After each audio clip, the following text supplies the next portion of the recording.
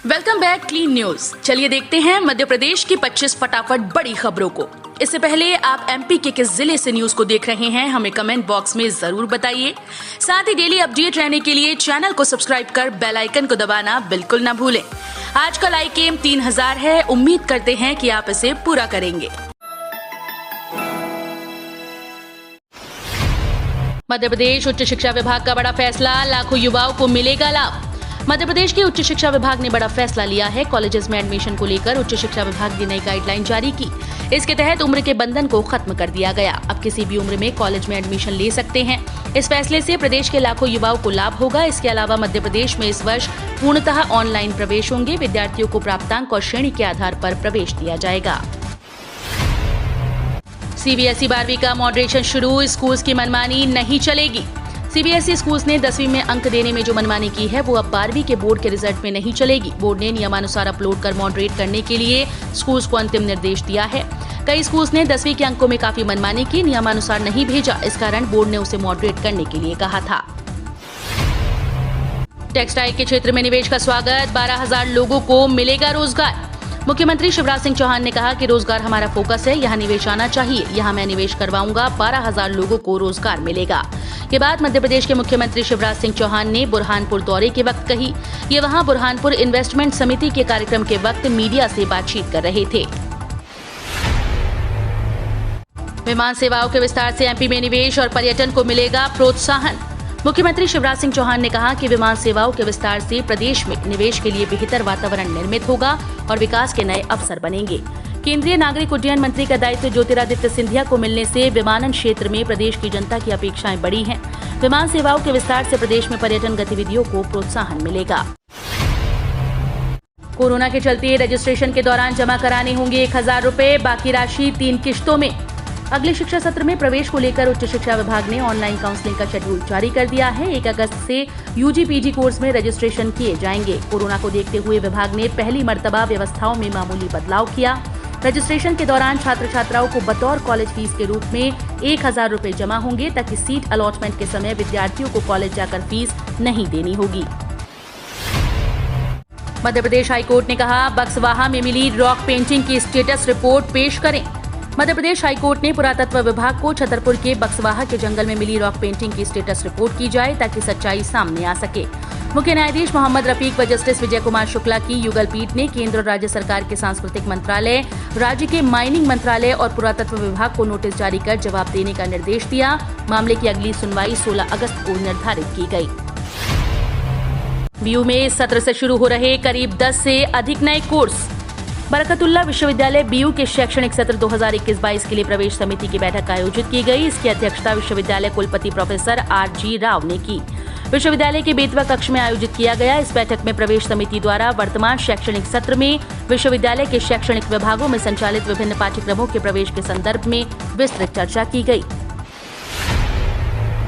उपभोक्ता के घर की खपत से अधिक यूनिट का थमा रही बिल, आंकलित खपत के नाम पर कंपनी की लूट। बिजली कंपनी की स्पॉट बिलिंग सेवा विवाद में आ गई है। सेवा का शुभारंभ कुछ दिन पहले कंपनी के प्रबंध संचालक गणेश शंकर मिश्र करा गए थे।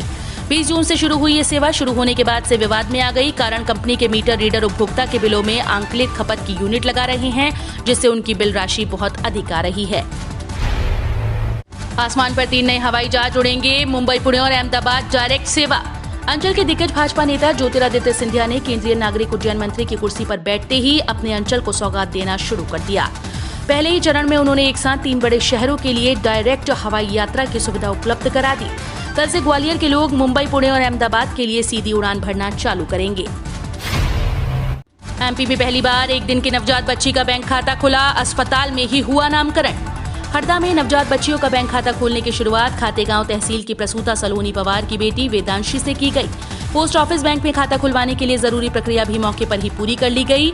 हरदा जिले में बच्चियों को प्रोत्साहन देने के लिए खास पहल की जा रही है। यहां जन्म लेते ही प्रशासन बच्चियों के खाते खुलवा रहा है। मोदी सरकार की सुकन्या समृद्धि योजना को बढ़ावा देने के लिए कलेक्टर ने अनोखी पहल की है। मध्य प्रदेश में पेट्रोल 112 के पार। एक दिन की राहत के बाद सरकारी तेल कंपनीज की ओर से फिर से पेट्रोल के दाम बढ़ा दिए गए, जबकि डीजल के दाम स्थिर हैं। कल डीजल की कीमत में कोई बदलाव नहीं हुआ, जबकि पेट्रोल की कीमत 29 से 30 पैसे तक बढ़ गई। पेट्रोल की कीमत मध्य प्रदेश में सबसे ज्यादा बढ़ी और यहाँ पेट्रोल की कीमत अपने पुराने रिकॉर्ड को तोड़ते हुए 112 रुपए प्रति लीटर के पार पहुँच गई।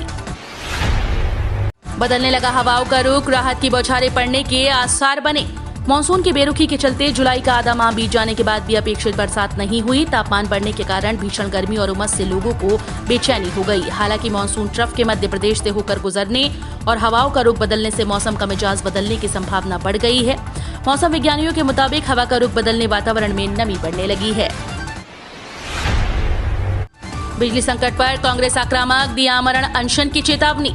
विद्युत क्षेत्र में बिजली संकट दूर होता नजर नहीं आ रहा। इसे लेकर लगातार सरकार पर सियासी हमले हो रहे हैं, पर कोई फर्क नहीं पड़ रहा। बिजली संकट से आम आदमी बेहाल है। इस मुद्दे को महर के बीजेपी विधायक भी उठा चुके हैं। अब कांग्रेस ने इसे मुद्दा बनाते हुए आमरण अनशन की चेतावनी दे डाली। इस पद के लिए बढ़ रही उम्मीदवारी, कमलनाथ से अलग दिग्विजय के विचार, किसे सौंपी जाएगी कमान। मध्य प्रदेश में कांग्रेस के लिए स्थिति बेहद गंभीर हो गई। एक तरफ जहां कमलनाथ को पार्टी हाईकमान की तरफ से बुलावा भेजा गया, वहीं दूसरी तरफ मध्य प्रदेश में महिला कांग्रेस प्रदेश अध्यक्ष कौन होगा, इसको लेकर पेंच फंसता जा रहा है। कमलनाथ बीते 2 सप्ताह से दिल्ली में हैं। अधिकारी कर्मचारियों को लेकर विधायक ने लिखा पत्र, राज्यपाल सीएम से की ये मांग। जिले सहित प्रदेश के विभिन्न क्षेत्रों में अनुसूचित जाति जनजाति वर्ग के अधिकारी और कर्मचारियों के साथ हो रहे भेदभावपूर्ण व्यवहार के खिलाफ अलीराजपुर के विधायक मुकेश पटेल द्वारा मध्य प्रदेश राज्यपाल मुख्यमंत्री शिवराज सिंह चौहान और अनुसूचित जाति अनुसूचित जनजाति आयोग को एक पत्र भेजा गया। अब बिना एड्रेस प्रूफ मिलेगा गैस सिलेंडर। एलपीजी कनेक्शन लेने का प्लान करने वालों के लिए खुशखबरी है। अब अगर आपके पास एड्रेस प्रूफ नहीं है तब भी आप सिलेंडर खरीद सकते हैं। सरकारी तेल कंपनी इंडियन ऑयल कॉर्पोरेशन ने आम लोगों को राहत देते हुए रसोई पर एड्रेस की बाध्यता को खत्म कर दिया है, यानी कि आप बिना एड्रेस प्रूफ के भी गैस ले सकते हैं। किसानों को मोदी सरकार का बड़ा तोहफा, बढ़ेगी आय, मिलेंगे कई लाभ। देश के अन्नदाताओं के लिए खुशखबरी है। केंद्र की मोदी सरकार ने किसानों को बड़ा तोहफा दिया। मोदी सरकार ने किसानों की आमदनी बढ़ाने के लिए किसान सारथी डिजिटल प्लेटफॉर्म लॉन्च किया है। इस डिजिटल प्लेटफॉर्म पर किसानों को फसल आदि की जानकारी दी जाएगी। इसके साथ ही किसान फसल और सब्जियों को भी सही तरीके से बेच पाएंगे। मोदी सरकार 12 घंटे तक करेगी ऑफिस के घंटे। 1 अक्टूबर से घटेगी सैलरी, लेकिन बढ़ेगा पीएफ। मोदी सरकार 1 अक्टूबर से लेबर कोड के नियमों को लागू कर सकती है। मीडिया रिपोर्ट्स की माने तो मोदी सरकार 1 जुलाई से लेबर कोड के नियमों को लागू करना चाहती थी, लेकिन राज्य सरकारों के तैयार न होने के चलते अब 1 अक्टूबर से लागू करने का टारगेट रखा गया है। लेबर कोड के नियमों के मुताबिक कर्मचारियों के काम के घंटे बदलकर 12 घंटे हो सकते हैं। धवन की अगुवाई में आज श्रीलंका से भिड़ेगी टीम इंडिया। भारत और श्रीलंका के बीच 3 मैचों की वनडे सीरीज का आगाज आज रविवार से होगा। यहाँ कोलंबो के प्रेमदासा स्टेडियम में दोनों टीम्स के बीच पहला 1 दिवसीय मुकाबला खेला जाएगा। इस मैच में भारतीय टीम की कमान अनुभवी बल्लेबाज शिखर धवन के हाथों में होगी, तो वहीं तेज गेंदबाज भुवनेश्वर कुमार उपकप्तानी करेंगे। ओएफबी निगमीकरण में कर्मचारियों के हितों की रक्षा की जाएगी। रक्षा मंत्री राजनाथ सिंह ने आयुध निर्माणी बोर्ड के निगमीकरण से संबंधित मुद्दों पर all India defence employees federation, Indian national defence workers federation और भारतीय प्रतिरक्षा मजदूर संघ के साथ बातचीत की।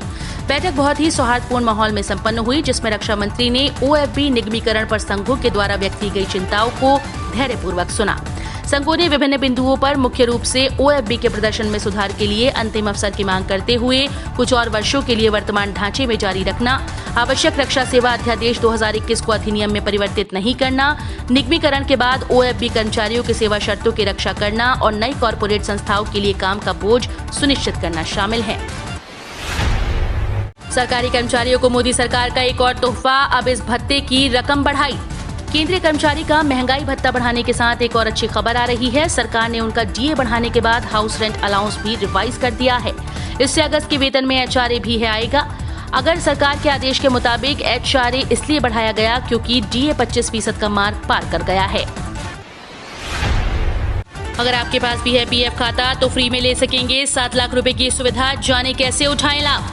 अगर आप प्राइवेट या सरकारी कंपनीज में नौकरी करते हैं तो वहां पीएफ कटौती की जाती है। जी हां, यदि आपके पीएफ खाते से भी पैसे कटते हैं तो आप इस सुविधा का लाभ उठा सकते हैं।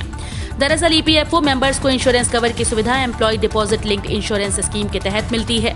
स्कीम में नॉमिनी को अधिकतम 7 लाख रुपए का इंश्योरेंस कवर के तहत भुगतान किया जाता है। बता दें कि कोरोना संकट की घड़ी में कर्मचारी भविष्य निधि संगठन परिवार को 7 लाख रुपए का डेथ क्लेम कवर दे रहा है।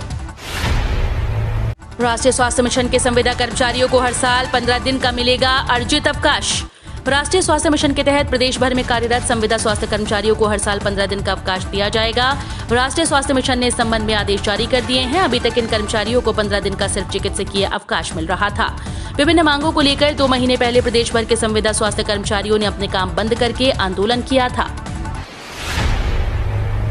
इनकम टैक्स रिटर्न फाइल करना हुआ आसान। अब आप अपने नजदीकी पोस्ट ऑफिस में भी कर पाएंगे ITR फाइल।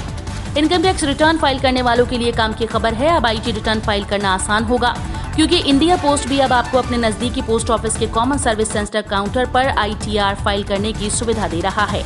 बता दें कि इस बारे में इंडिया पोस्ट ने पहले ही ऐलान कर दिया, जो पूरे देश में लाखों वेतनभोगी करदाताओं के लिए बड़ी और अच्छी खबर है। भारत की बॉम्ब वैक्सीन सभी कोरोना वेरिएंट्स पर सफल। दुनिया भर में अब तक कोरोना के कई वेरिएंट सामने आ चुके हैं। कोरोना के नए वेरिएंट सामने आने के बाद वैज्ञानिक और डॉक्टर द्वारा लगातार एक ऐसे एंटीडोज की तैयारी की जा रही है जो कोरोना के सभी वेरिएंट पर सफल साबित हो सके। इसी बीच भारत को एक बड़ी उपलब्धि हाथ लगी। दरअसल स्टडी की माने तो भारत में एक ऐसी वैक्सीन तैयार की गई है जो कोरोना के सभी वेरिएंट पर सफल है। भारतीय विज्ञान संस्थान IISc के वैज्ञानिक ने बायोटेक फॉर्म MYNVAX के साथ मिलकर एक वैक्सीन फॉर्मुलेशन को तैयार किया है। ये वो वैक्सीन है कोरोना के सभी प्रमुख वेरिएंट पर प्रभावी साबित हुई है। हम रोज ऐसे ही न्यूज लाते रहेंगे। आपने अभी तक क्लीन न्यूज MP को सब्सक्राइब नहीं किया है तो फटाफट सब्सक्राइब कर लें। साथ ही बेल आइकन को दबाना बिल्कुल ना भूलें, ताकि कोई लेटेस्ट अपडेट मिस ना हो।